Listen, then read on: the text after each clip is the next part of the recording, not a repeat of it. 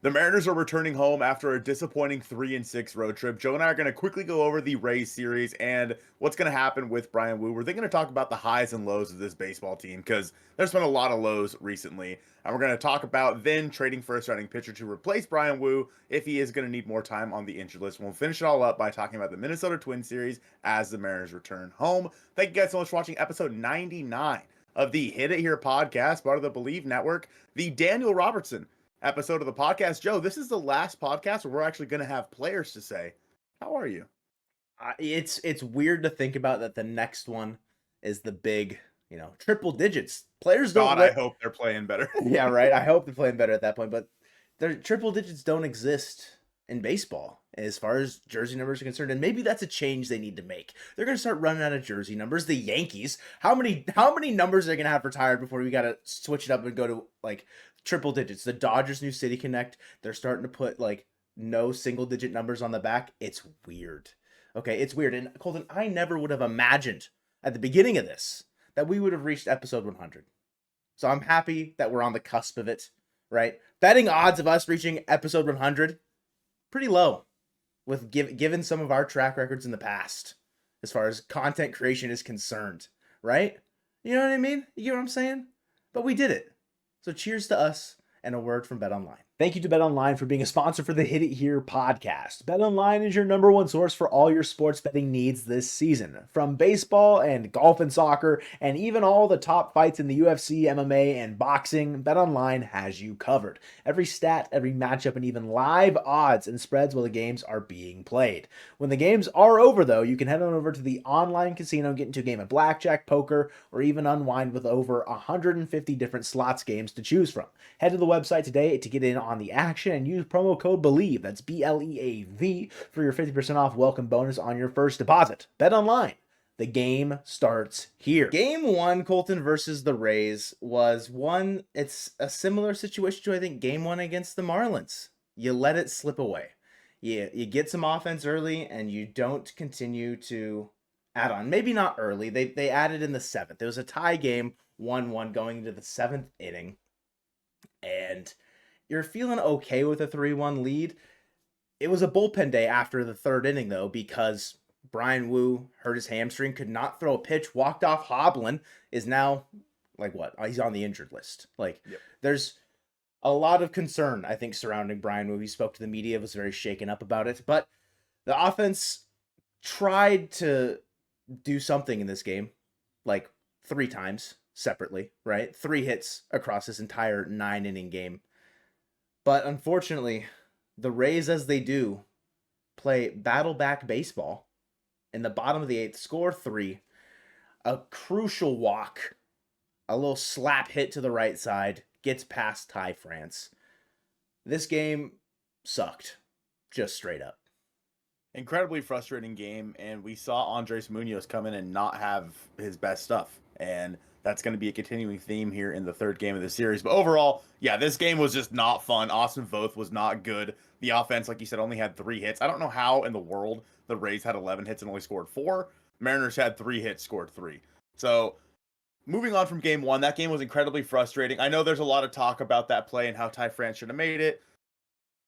I disagree personally as someone who used to play first base, but nonetheless, that doesn't matter. Moving on now to game 2, Joe, where the Mariners lost 11-3. This game just was bad from the very beginning. The Rays scored 1 in the 1st, 1 in the 2nd. They scored 4 in the 6th inning, and 2 of those runs coming against Luis Castillo after he walked a couple in that inning. Mike Baumann, once again, just does not have it. And at this point, it was just like, okay, well, you knew pretty quickly that this game was over. It kind of felt hard. It kind of felt out of reach as soon as the Rays scored 4 in the 6th inning. You're like, okay, well, Mariners aren't going to score any more than 6 runs. Yeah, it felt so far out of reach. We mentioned previously that Brian was probably not going to go super long. Didn't expect the outcome there. We mentioned Castillo needing to go 7. He gasses out in the 6th, just runs out of gas, cannot finish that inning. Scott has to go get him after some crucial walks. And then, yeah, Mike Baumann, you tweeted it. To the sun, you said. Shoot him into the sun. Yeah, it was, after that, it just downhill. Just steamrolling downhill. Rays kept scoring runs. Tacked on 3 more in the 7th, 2 more in the 8th. Final scoreline here, 11-3. Just not good. Stinky. Just bad baseball all around. The team goes as far as the pitching goes. Cal has said that. I think he said it on Foul Territory, I think, over this last weekend. The team goes as far as the pitching goes. 11 runs. This offense is never scoring 11 runs, especially when you've only got 4 or 5 innings to work with, let alone 9. But you go into game 3 hoping to salvage a series, avoid being swept for the first time in 2024. And by golly, Colton, they did it. Cheers! Somehow. Yeah, some way, somehow is right. It didn't look great against Pepio. He had 8 Ks through 5 1/3. George pitched well. George definitely pitched as good as you could have wanted. He only gave up 1 earned, 4 hits, struck out 7. I was very satisfied with what I saw from George Kirby today. It was just rough ABs up until they decided to nut up or shut up in the 6th inning. Cal Raleigh blasts a 3-run home run with 2 guys on, JP and Julio drawing. It was back-to-back walks, right? Mm-hmm. Great at bat, especially. It was or did JP double? Yeah. No. It was a walk for JP. Yeah. Okay. JP walked, and then Josh Rojas hit into a force out at second base, and then then Rojas was the one on first base, I believe. Okay, and that looks right since JP doesn't have a run walked. scored. That's right. Yeah. Great AB from Julio there. I mean, not a great game from him, all things considered. I had a hit kind of taken away from him at a pretty bang play at first base, but great AB from him. Obviously, we know how much he's been struggling, and Kyle Raleigh just continues to come through in the clutch, Joe. A guy that when I was watching this, I was like, either he comes through right here or this game's chalked. Mm-hmm. Like either Cal goes big here or the Mariners lose. And he hits, and he crushed that ball too. Like it was no cheapy home run. He crushed that ball. The Mariners bullpen comes in. Austin Voth 1 inning pitched. Ryan Stanek 1 inning pitched, extending his scoreless outing streak to 9, I think, in a row now. Yeah. And you come into the 9th inning and you're up by 4. You have Andres Munoz on the mound. You're feeling good. But Mooney just didn't have it as he walks 2 and then hits a batter. And Trent Thornton has to come in with the bases loaded and no outs. We know how Trent Thornton is with inherited runners, Joe. And the tying run was at the plate with no outs. Yeah, he gets a little grounder from Richie Palacios. Too fast to turn the double play. It was a grounder to Ryan Bliss. But fortunately for us, Ahmed Rosario does not come up clutch. Still the tying run at the plate there after a run scores. It's 5-2. 2 runners on. Rosario grounds into a double play. A nice, cute little 6-4-3 to end the game. Dave Sims was jazzed when that was getting turned. Just because finishing this road trip with a sweep, getting swept would be absolute worst vibe possible. Worst outcome. Did not want it. We said, don't get swept. It's like every single series you go into, you're like, don't get swept. And then it stems into, okay, how good's the team? All right, at least win 1 game, right? Both these last 2 series are series that you should have won based around the caliber of the team, at least what they looked like heading into this road trip. They finish it 3-6. And I don't want to declare like a new low, an all-time low, an ATL, Colton, if you will, for this team. But as far as vibes are concerned, surrounding the team, Woo's injury, they're getting there. And it's a little concerning given if like the pitching doesn't turn around when they come back home. Of course, they've pitched up just leagues better at home than they have on the road. It's definitely something to be watchful for. Their home versus road splits, how that's going forward. But what is the way forward, Colton? How do we get out of this? How does the team get out of this rut? Like, what is the way forward? Because it's been a rough week. You said it. It's embarrassing to be a Mariners fan right now after last night's game. Of course, they come out with a win today. Very exciting, very happy. 5-2 win. W. Huge W. But how do they move forward and carry this on to the next series going forward?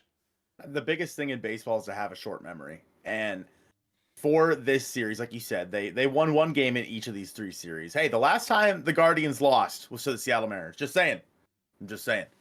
This was a series that, yes, you should have won. Right now, Joe, the Mariners, I'm going to say it, are a bad baseball team.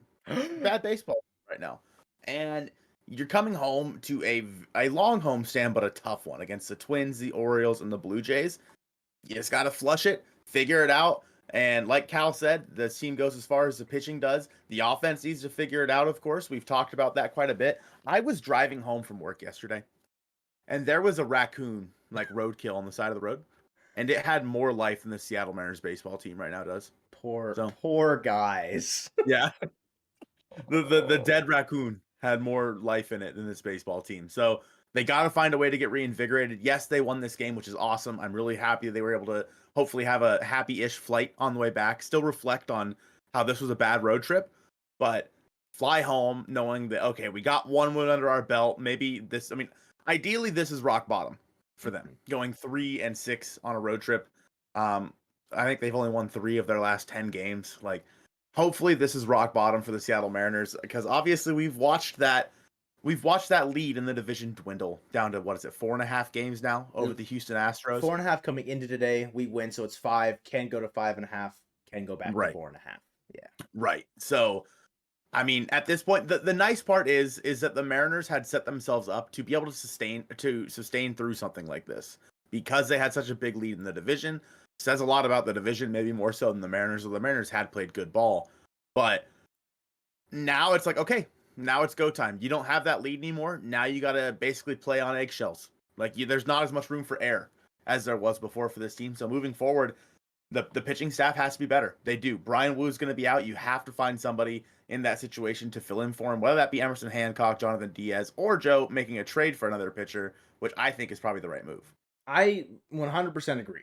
As it stands right now, Fangraphs has the projected starter in Brian Woo's spot to be Jonathan Diaz. MLB.com doesn't have a listed probable pitcher. There was discourse going around on Twitter yesterday about, oh, they could use the off days to kind of offset some of the pitching, like, innings. Like, who would it be in that game? Would it be Castillo? Would it be on normal rest, technically? Yeah. It would be technically 5 days if you needed him to.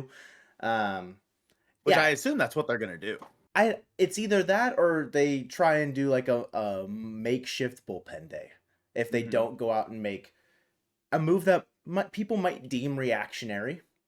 But we've seen how Brian Woo's inability to stay healthy has impacted this team in the short term, and we do not want to see it impact this team long term. Yes, when Brian Woo is healthy, he's been very good. But if you can't trust him to be healthy, you need to make sure he gets right and is on the injured list for however long he needs to be, and then slowly build him back up potentially. This could also be a Logan Evans. You could hit the Logan Evans button if you really needed to, right? There's some options, but I think a trade. I like Jack Flaherty. I'm kind of on the Jack Flaherty trade, as we've behind the scenes been building our trade deadline mocks for the Mariners and like what we're gonna do for a video for that later on. Flaherty's a guy that I keep going back to. Tigers are out of it. The Mariners would owe him like $7 million the rest of the year. A guy that is a veteran, is pitching well, high strikeout guy that could play well into this team. I'm going to make a trade for Jack Flaherty if I'm the Seattle Mariners, if it's available. Because Mark Canha. You cut out a ton there, but I understood that you said Mark Canha coming with him. It could be. I don't know if it's super. I'm mostly just fixated on the pitching, because if you get Flaherty, that one allows you to eventually have Brian Woo not need to start. You can limit his innings, make sure he gets fully healthy. And then you can also do the same thing for Bryce Miller. Not that they're on a super harsh innings limit, but we know how the Mariners have operated in the past. We know that is something that they're probably looking out for later on down the road. So I wouldn't be surprised if a veteran arm like that is then brought in, and then they skip a start for Bryce Miller or two down the line and have Brian Woo take that spot when the time is right. Of course, it's a lot of semantics that don't really line up right now on like in the here and now. But I'm for it. Go make a trade. I don't think it's reactionary given the injury concern for Brian Woo long term, and Flaherty shores up that 5 spot for the rest of the year. I've seen a lot of people talk about, well, do you go out there and get a guy who might be better than Bryce Miller that you would want in like a playoff series? Because once you get to like the ALCS, for example, you're probably going to need your 4th starting pitcher. Obviously, very far away, but do you go out there and try to get somebody who is better than Bryce Miller that makes more sense to go in that spot, or do you go out there and get an innings eater? And I think that the Mariners have the opportunity to do either. I think Jack Flaherty kind of fits the bill of maybe better than Bryce Miller. Like, yeah, it's fringe. Yeah, they're pretty similar pitchers, but I mean, in terms of just experience, I think Jack Flaherty's there. Or do you go out there and get an innings eater like bring home Chris Flexen? Like, Oh is that what God. you're doing? I don't know And if I want a Chad innings eater Chris Flexen back on the team, but if it's something that allows Brian Wu, which I think is the ultimate goal for acquiring a pitcher to be healthy, like for Brian Wu to get healthy, I'm fine with whatever they do, honestly. mm-hmm. Yeah, because again, if we're talking playoffs, you're talking playoffs. Playoffs? Then Brian Wu's in the bullpen, Mm-hmm. more than likely. And so, okay, cool. Like that part isn't a big deal, but you do need to figure it out the rest of the way. And again, if that's an innings eater, or I mean, is it Emerson Hancock? We don't know where he's at right now in terms of his back issue that he had when he came out of his last start. Jonathan Diaz is another guy we've talked about a lot, Joe. So it sounds like as we move forward, the Mariners are going to need to make a trade maybe as soon as like next week for a starting pitcher, because with these games coming up against the Twins, they should be able to skip Brian Wu. Yeah, the idea there is if it's not a guy in your organization from AAA, you're gonna have Castillo pitch on short rest, or not short rest, normal rest, but move a day earlier in his spot in the rotation. Last time Hancock pitched was on June 19th, so 4 innings. That's the start, right? So haven't really heard a ton from him, but looking ahead to that Twin series, Colton, it is Gilbert on the mound. You have an off day on Thursday. If Gilbert need it. they need it, right? It's absolutely needed. Rest the bullpen, give your starters an extra day ish. That's not really fully how it always works, but it allows Castillo to be able to pitch on 5 days on Sunday if you need him to. And Gilbert, start off this series on a high note. Go out and give another 7 or 8 innings, because if the bullpen is fresh going into Saturday and Sunday, especially with how Munoz kind of looked at the tail end of this Rays series, give him as much rest as he can need or get. If they're fresh Saturday and Sunday, the likelihood of needing Castillo maybe on that Sunday, I think, is lessened, and then you can have him start game 1 against the Orioles on Monday. If the bullpen is in good shape Sunday, I'm not mad at a Jonathan Diaz start. Honestly, yeah, they just traded Dallas Keuchel for cash to the Brewers, which could have been someone that they could have used, right? It's another situation where it's like, okay, what's the next move here for the Mariners? What is going to happen after that? Because the stove's on. Depends on what they're cooking up. But it's Gilbert versus Bailey Ober, I believe, in game 1 against the Twins, Colton. Haven't heard anything about Luke Raley and his late scratch, so hopefully everything's sorted for that Thursday going into Friday, and we're able to see Raley in the lineup against Bailey Ober, a right-hander. We're only going to see righties against the Twins. The Twins, Colton, they're playing pretty good ball. They have moved into second place in the American League Central. Unfortunately, I apologize. Only a half game ahead, or no, a full game ahead of the Royals. But regardless, they're in the wild card spot right now. Royce Lewis is playing out of his mind.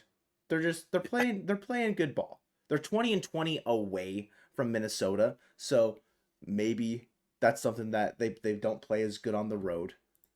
As a team, they're 21st in all of baseball with a 4.18 ERA. As far as hitting is concerned, they're 8th in WRC plus at 110. So they can hit, but knowing how well the Mariners pitch at home, the park factor considerations there, it's hard to hit in T-Mobile. The last time we faced them was in Minnesota. They beat us 1-3 in that 4-game set. I'm feeling better about the Mariners returning home, and if I'm a Twins fan, I'm not worried, but you have to know those limitations of going into T-Mobile, how well those Mariners pitchers pitch in that stadium. They have to know that coming into the series. Coming off of a really crappy road trip, I think that it's pivotal for the Mariners to get off to a hot start in this first game. I think, like you said, with Gilbert going long and hopefully resting the bullpen, maybe making it not so Castillo has to start in that Sunday game, which would then push back Brian Wu's spot to either the last game against Baltimore or the first game against Toronto, so to give them a little bit more leeway there.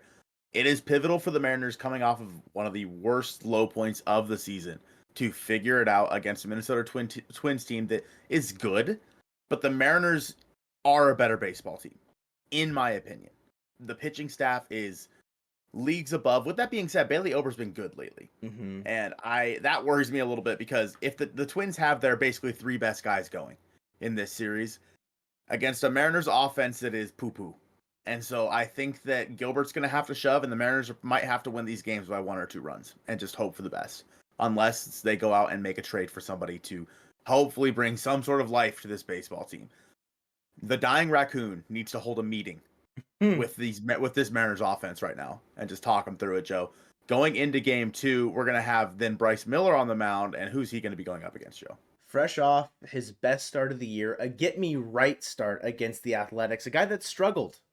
Pablo Lopez, figured to be the Twins' ace, hasn't had his best stuff, but like I said, he went 8 innings, struck out 14 against the Athletics his last time out.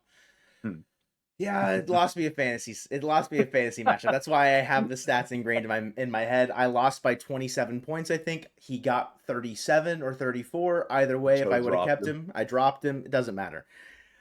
Because he's been pitching poorly. But, of course, he pitched well against the Athletics. I have a lot of worries because he's a very high strikeout guy. And if that's a game that you're going to lose, like, of course, Pablo Lopez, no slouch. Like, that's one where you're, all right, you got to hope to get to him early, or do you hope the Twins bullpen featuring Joan Duran, Griffin Jacks, like lots of solid names in there, blow it some way, somehow. Because teams aren't fully, able to avoid mistakes. They're not able to play perfect every single time out. There's teams that are good that will lose to bad baseball teams. The Mariners losing to the Marlins, kind of a situation. I don't think they're super comparable in this exact moment for the Twins and the Mariners, but it's Bryce Miller. Didn't have his best stuff against the Marlins. Got pretty shell-shocked at the beginning of that game. Hopefully, those home-road splits play super into his favor because the Mariners are going to need him to go out there and not give up 4 earned in the first inning. Just plain and simple. Yeah, Bryce Miller needs to come out and shove against the Minnesota Twins. And depending on how this game goes, may actually kind of dictate what they do in the third game, whether or not they have Castillo start that game. Because in the end, it could be bullpen day, could be Jonathan Diaz, could be Luis Castillo for the Mariners. But on the opposing side for the Minnesota Twins is going to be Billy from Stranger Things, Joe Ryan. And he's kind of had a hit or miss year, but overall, Joe Ryan, in my opinion, is a very good pitcher. Yeah, I think he's been underrated. I definitely was a hater. I think in either some sort of offseason talk or whatever, I when they were losing Sonny Gray, they lost someone else. I was like, oh, the Twins pitching is chalked, and I was like, yeah, they've got Pablo Lopez. You defended Joe Ryan with like all your soul, basically, and I was denying of it. But yeah, pretty solid pitcher. I'll give him his flowers. Okay, it's a game where if it is a bullpen day or a piece together start day for the Mariners, that offense on a Sunday in the Sunday creams, just please at least put up 5. Like, you got to go do something. You have to be able to scratch across more than 1 or 2 runs in these games because, frankly, sometimes the pitching isn't going to always have your back. In the 4-game series that the Twins and the Mariners played in Minnesota earlier, the score lines for the games went 3-1 favor of the Twins. Second game, the Mariners offense exploded 10-6, and then 6-3, and then the final game was 11-1. So the Mariners lose the final 2 games there. You have to hope that the pitching does not let the game get away from them, similar to how it did in game 2 against the Rays. They have to pitch better because the offense isn't always going to be able to back you up. It's mainly been the pitching that is bailing out the offense night in and night out. Against Joe Ryan, they've got their work cut out for them, but out of those 3 starters, between Ober, Lopez, and Ryan, given their track record and how they're performing on the year, I feel like Ryan might be your best chance because you mentioned Ober's pitching well. Lopez just went lights out his last time out, so you got to go try and just don't go home and win a series, gosh darn it. Keep your lead in the AL West because it's dwindling fast. The Mariners do have a series coming up against the Houston Astros after the All-Star break, so that'll be an interesting series to see how that goes. But for the Mariners, this has got to be a get-right series for them as they get home. But that's going to do it for us. Thank you guys so much for watching episode 99, the last double digits episode of the Hit It Here podcast, presented by BetOnline. The Keenan Middleton, the Taiwan Walker, and the James Jones episode of the Hit It Here podcast, and go Mariners.